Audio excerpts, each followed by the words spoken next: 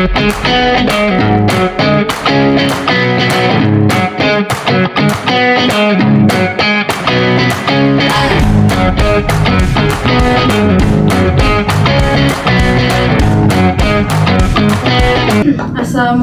warahmatullahi wabarakatuh. Waalaikumsalam warahmatullahi wabarakatuh. Apa kabar anak-anak semuanya? Baik, Bu. Nah, alhamdulillah baik ya. Nah, sebelum kita memulai kegiatan kita pada hari ini, alangkah baiknya kita berdoa dulu. Berdoa dimulai. Berdoa selesai. Oke, baik. Terima kasih kepada anak-anak semua yang sudah hadir pada hari ini untuk melakukan kegiatan konseling kelompok. Sebelumnya, apakah anak-anak di sini sudah saling kenal? Belum ya. Oke, baik. Sebelum kita mulai pada kegiatan kita, lebih baik kita perkenalan terlebih dahulu karena tidak kenal maka tak sayang. Oke, baik. Sebelumnya dari Ibu dulu ya. Perkenalkan, nama Ibu adalah Suryani Putri. Di sini dalam kegiatan ini Ibu sebagai pemimpin kelompoknya. Selanjutnya boleh dilanjutkan. Perkenalkan, nama saya Salsina Putra. Saya kelas 2 SMA. Perkenalkan, nama saya Zara Amanda, kelas 3 SMA. Baik, selanjutnya. Perkenalkan, nama saya Sriwayuni, kelas 2 SMA. Baik, selanjutnya. Perkenalkan, nama saya Riani Cendra Fitri dari kelas C 2 SMA. Oke, baik ya. Sudah saling kenal semuanya kan? Sudah, Bu. Oke. Sebelumnya anak-anak semua apakah sudah pernah mengikuti konseling kelompok? Belum ya. Oke, di sini akan Ibu jelaskan apa itu konseling kelompok. Nah, konseling kelompok itu adalah layanan yang diberikan kepada siswa yang menyelesaikannya secara berkelompok. Layanan yang diberikan kepada siswa untuk menyelesaikan permasalahan siswa itu dengan cara berkelompok atau menggunakan dinamika kelompok seperti kita sekarang ini. Dalam konseling kelompok ini anak-anak semuanya diwajibkan atau diharuskan untuk dapat menjaga kerahasiaan apa saja yang kita ceritakan atau disampaikan dalam kegiatan konseling kelompok ini tidak boleh diceritakan ke orang lain ataupun misalnya seperti permasalahannya nanti Cantika gitu kan.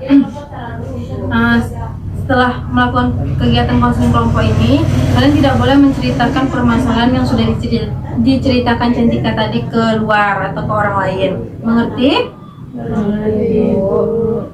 Oke, selanjutnya di sini juga kalian diharuskan untuk terbuka. Terbuka di sini kalian harus terbuka dalam menyampaikan permasalahan yang kalian rasakan. Jadi tidak ada yang harus ditutup-tutupi. Di sini semuanya harus saling terbuka dan berpartisipasi.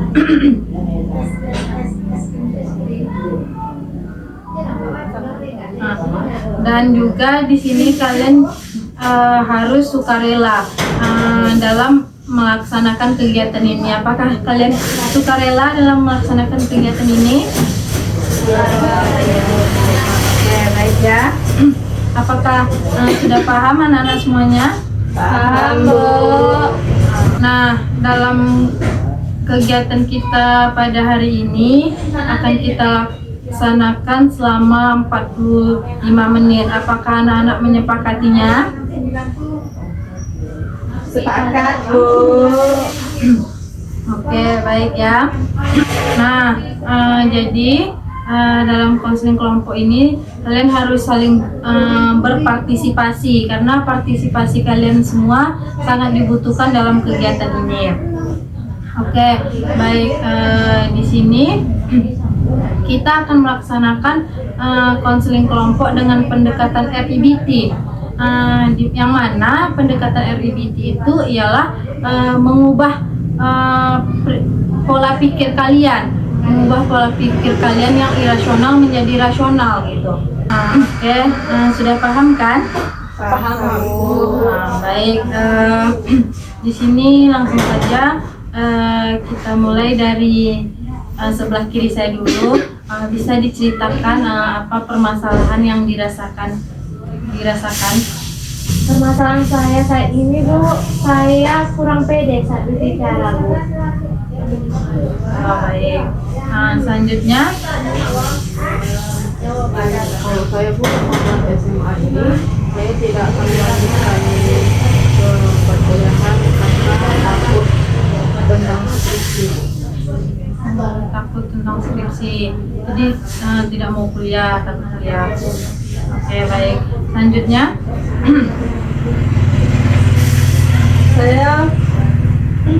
Permasalahan saya itu saya merasa malu setelah mendapatkan nilai matematika yang rendah, sehingga membuat saya malas datang ke sekolah.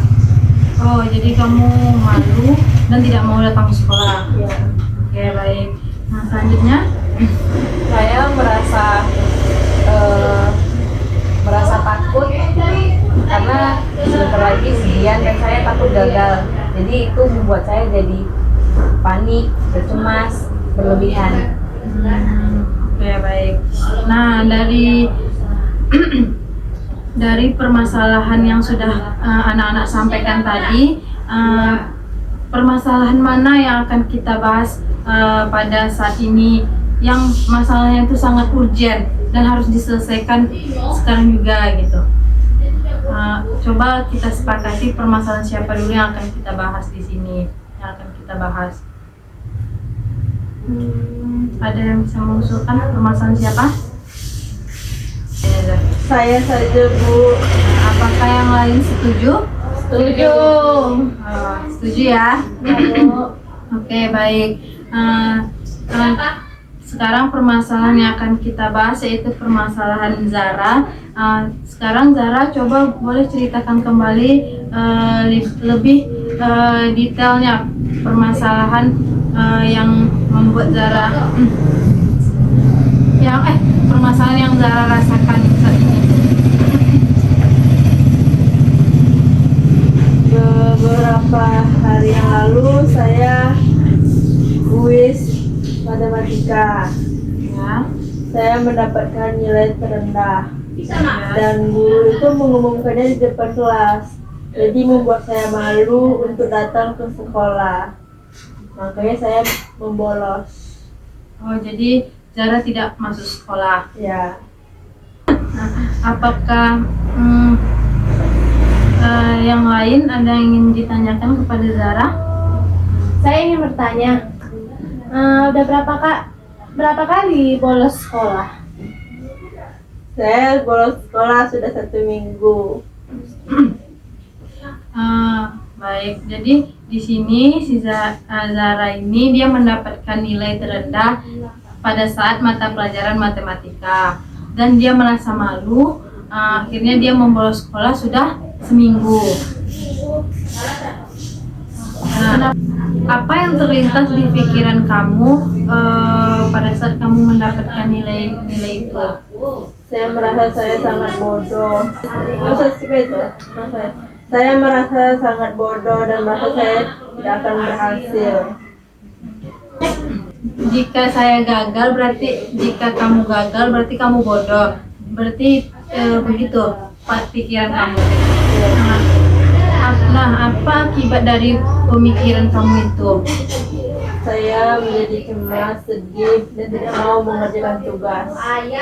Menurut Zara, apakah pemikiran yang lebih masuk akal dari yang Zara sampaikan tadi? Berarti nilai jelek bukan berarti bodoh, berarti saya harus belajar lebih baik lagi. Apakah setuju semuanya? Setuju. Baik. Di sini Ibu pengen kalian ucapkan satu kalimat rasional jika kalian gagal. Coba kalian ungkapkan satu kalimat yang rasional jika kalian gagal gitu. Nah, coba boleh dari kamu dulu. Jika saya gagal, saya akan mencoba lagi. Oke. Jika saya gagal, saya akan belajar lebih giat lagi. Oke. Jika saya gagal, saya akan terus belajar. Nah, baik. Selanjutnya. Jika saya gagal, saya akan berusaha belajar lagi. Oke. Ya. Nah, jadi kalian semua tadi sudah mengungkapkan bahwa jika saya gagal, saya akan terus mencoba atau berusaha lagi. Jadi jangan dianggap kegagalan itu sebagai bahwa kalian itu tidak bisa atau sudah tidak mampu lagi gitu. Tapi kegagalan itu adalah jembatan untuk kita bisa menuju kesuksesan. Tapi kita harus lebih berusaha lagi. Jadi bagaimana anggota kelompok yang lain tanggapannya terkait permasalahan Zara tuh? Jadi dulu saya pernah juga mendapatkan nilai paling rendah, yaitu di dalam pelajaran bahasa Indonesia. Tapi saya tidak berpikiran seperti Zara, karena di mata pelajaran yang lain nilai saya tinggi. Jadi karena nilai saya buruk di satu pelajaran, saya hanya memperbaiki, bukan bolos. Betul yang dibilang Chelsea. Waktu itu saya juga pernah mendapatkan nilai terendah di salah satu pelajaran. Nah, saya tidak bolos, tapi saya lebih giat lagi belajar. Itu Nah, dari ya di sini Ibu juga ingin menambahkan. Jadi ketika Zara mendapatkan nilai matematika paling terendah, bukan berarti Zara langsung gagal. Emang di mata pelajaran yang lain, apakah nilai Zara juga rendah? tidak, Bu. Tidak. Jadi hanya di matematika saja. Nah, dari yang disampaikan teman-teman tadi, Ibu juga ingin menambahkan, jika Zara mendapatkan nilai rendah di dalam mata pelajaran matematika, bukan berarti Zara bodoh atau gagal dan Zara tidak mau sekolah lagi gitu, atau Zara membolos gitu kan. Nah, seharusnya dengan begitu Zara harus lebih giat lagi untuk sekolah dan harus lebih rajin lagi memahami materi pelajaran matematika itu, dan juga dengan nilainya rendah di mata pelajaran matematika bukan berarti Zara bodoh juga gitu, karena kita ini masing-masing kita mempunyai kelebihannya di bidangnya masing-masing. Mungkin Zara pada bidang matematika emang agak kurang. Nah, caranya bukan dengan membolos, tapi lebih ditingkatkan lagi belajarnya. Apakah Zara sudah dapat memahaminya apa yang disampaikan oleh teman-teman dan Ibu? Sudah, Bu. Nah, jadi bagaimana pikiran Zara jika Zara merasa gagal lagi, Zara harus bagaimana? Zara akan terus mencoba dan terus giat untuk belajar. Nah, jadi jika Zara gagal, Zara akan mencoba. Nah, apakah yang lain setuju? Setuju. Nah, dari yang sudah kita bahas itu, bagaimana pikiran Zara? Apakah sudah terbuka? Sudah, Bu. Apakah Zara sudah merasa permasalahan Zara sudah terentaskan? Sudah, Bu. Sudah. Baik. Jadi dari permasalahan Zara tadi sudah dijelaskan juga oleh teman-teman dan Ibu. Zara sudah mengerti dan Zara sudah dapat memahaminya, ya kan Zara? Iya Bu. Oke, baik. Sepertinya kita sudah di penghujung kegiatan konseling ini.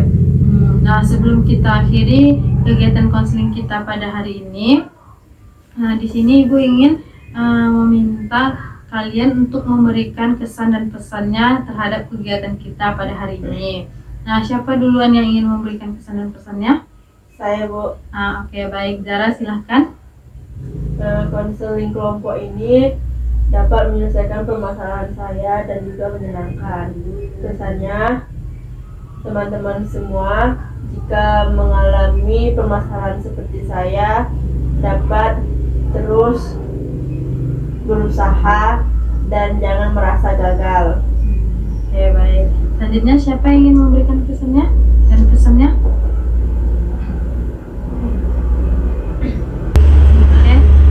Selanjutnya siapa yang ingin memberikan kesan dan pesannya? Saya Bu. Oke, baik. Pesan saya,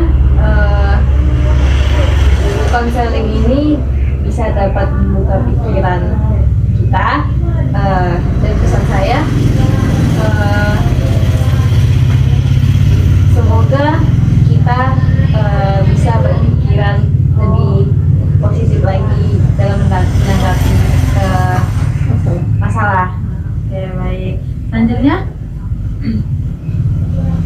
Saya Bu. Ya, baik. Silakan. Kesannya konseling ini seru dan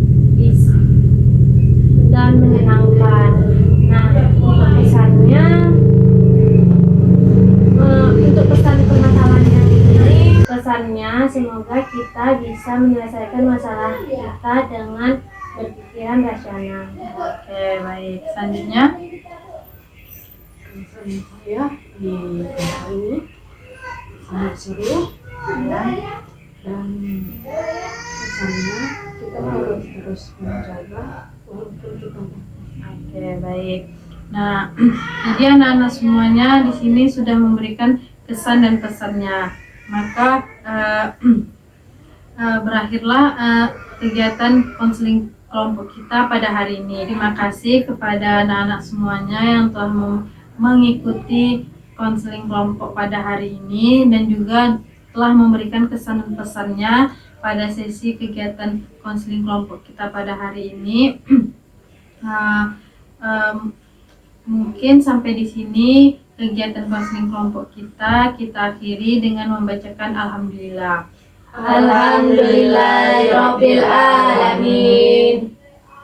Nah, untuk selanjutnya jika ada kesempatan lagi kita bisa melakukan sesi konseling kelompok berikutnya. Mungkin itu saja dari Ibu. Ibu ucapkan Assalamualaikum warahmatullahi wabarakatuh. Waalaikumsalam warahmatullahi wabarakatuh.